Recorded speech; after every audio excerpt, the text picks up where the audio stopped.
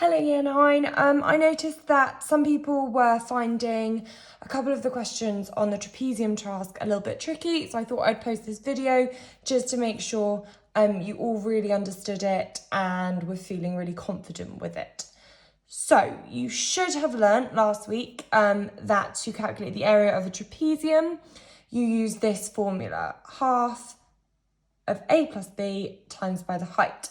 Now, what this actually is half the sum of the parallel sides, or the parallel sides added together. So the sum of the parallel sides. And this bit is multiplying by the height between them. And by between them, I mean between the parallel sides. Okay, that's really important. I am literally going to pluck two questions from Hegarty Maths that it looked like people found a little bit trickier and have a go at them now. So my first one was that we had to work out the area of this trapezium, and I'm just going to draw the trapezium now. So it looked something like this. I'm going to leave all of those notes at the top so then you can refer back to them. So we were given that, and then we were given some more information. We were told that those were right angles because they just had the boxes there. We had that this here was 15 meters. This was 10 meters. This over here was 6 meters. And then this length here was 13 meters. So we've got to use our formula. We've got our half, the sum of the parallel sides, times the height between them. So first of all, I have to identify what my A, B, and H are. Now, these have got to be two parallel sides in my trapezium. And my only sides that are parallel to each other are these two, because they run like train tracks. Okay, they'll never ever meet, they are parallel to each other. So the 6 and the 15 are my A and B. So I'm actually just going to write, it doesn't really matter which way around they are, but I'm just going to do it like that. And I've got to times the height between them. That's multiplied by the height between them. So my H is the distance between these two lines, which is this here, that 10. So that is my H. Here, I've been given a pointless bit of information to try to trip me up. So I'm going to ignore that. So I am doing, I'm going to use a different colour, half of 6 plus 15. And then I'm timesing by the height between them, which was 10. So I am doing half. 6 plus 15 is 21. And then I'm timesing that by 10. So that's a half times 21, which is just half of 21. And then I will ultimately times that by 10. So half of 21 is 10.5. And then 10.5 times 10 is 105. And it is an area. So it is meters squared.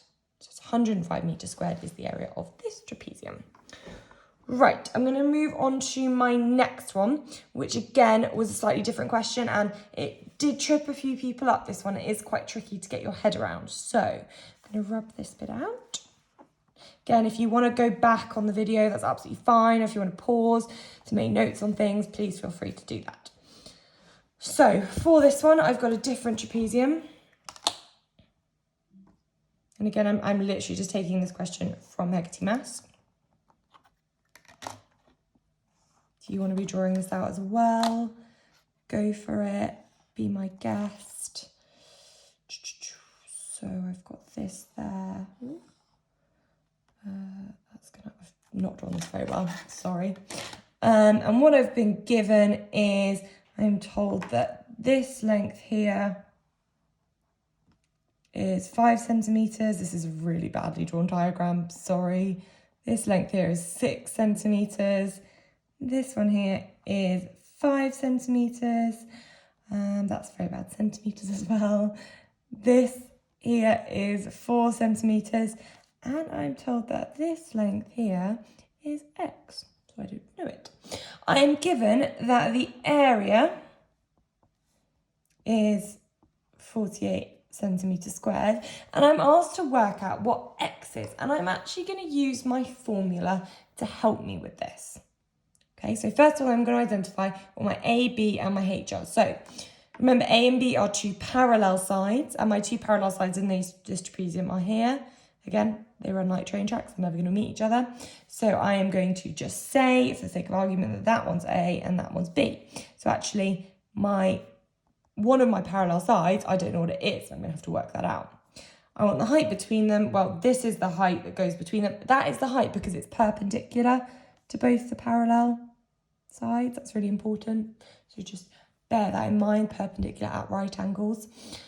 So I know that half, I didn't write my H by that, that's H, of 5 plus x times by, that's 4 was my height, is going to be 48. Okay, so what I've got here is a half, lots of 5 plus x, times that by 4 is 48. And I've got to work out what that x is. Now, there are a couple of different ways of doing this, and kind of don't panic if my way is different from the way you would prefer, but I'm just going to show you what I would do. So what I've got here is a half times by that, times by that. And I'm actually going to change the order, and I'm going to say I've got a half times by 4 times by everything in my brackets is 48. I've just changed the order, switched them around. A half times 4 is 2.